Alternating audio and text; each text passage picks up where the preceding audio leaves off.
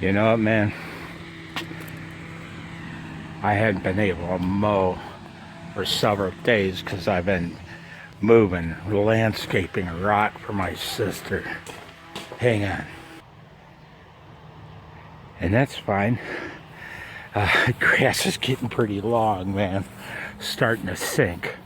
But I need the height because Commentor, Mr.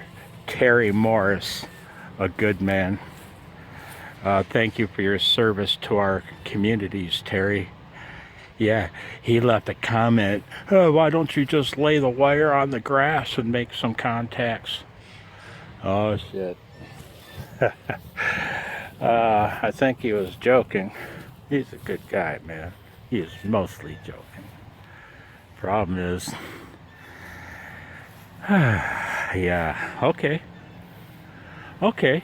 I'll lay my 80-meter wire on the grass, Terry. If you don't mind, sir, I'm going to let it grow for a couple more days so that the wire might be laying 2 inches above the soil instead of 1 inch.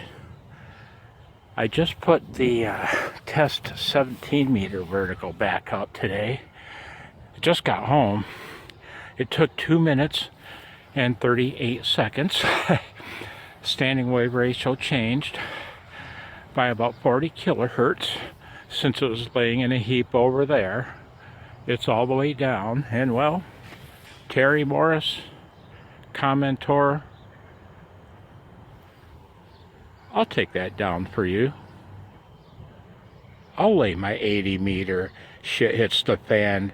This is gonna have to be called a chaos mode antenna. This is no desperation, Terry.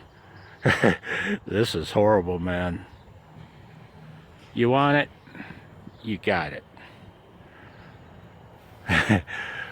Boy, am I gonna look stupid. Wait, I already have. 73. Commentor Terry Morris.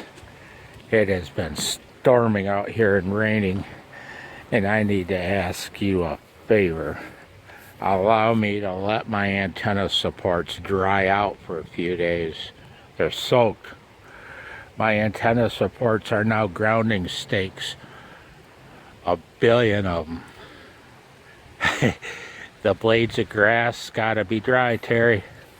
Or, and this is where I'm willing to make a little deal, or, sir, kind sir, I